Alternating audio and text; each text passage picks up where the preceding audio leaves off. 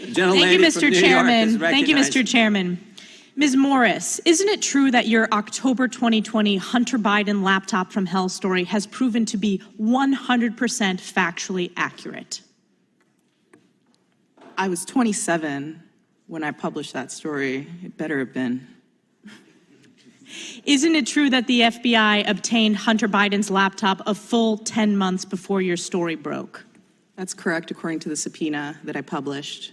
Isn't it also true that we now know that the FBI's Foreign Influence Task Force coerced social media companies into an alleged forthcoming Russian, quote, hack and leak operation, and as a result, illegally censored the Hunter Biden laptop story? Isn't that true? Yes. And this forced censorship by government agencies like the FBI was paid for by the taxpayer, since the taxpayers fund the FBI. Isn't that true? Yes.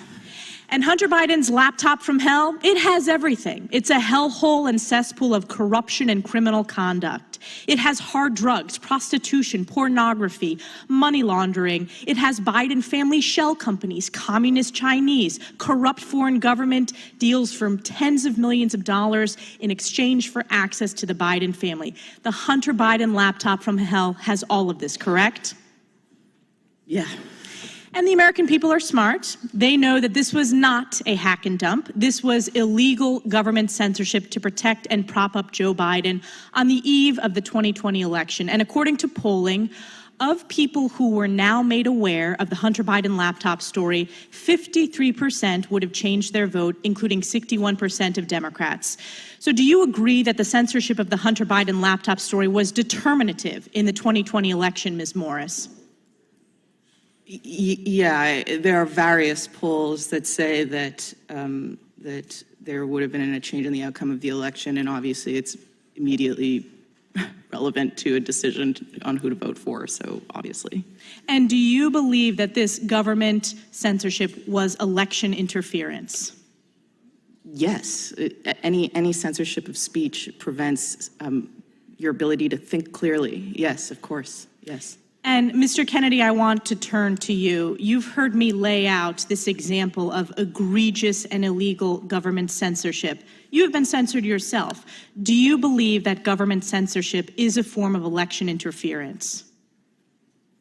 Yeah, I think democracy is dependent on the free flow of information. And if that information is distorted, if the public is lied to, then it interferes with election. And by the way, it interferes with public health. And the Wall Street Journal did an article a couple of weeks ago suggesting that the censorship of important health information cost American lives. And Mr. Kennedy, I want to ask you specifically about the Hunter Biden laptop story. The total blackout on all social media outlets as well as telecom. You couldn't text the link to the Hunter Biden laptop story. This specifically was a form of election interference by the U.S. government in the 2020 election.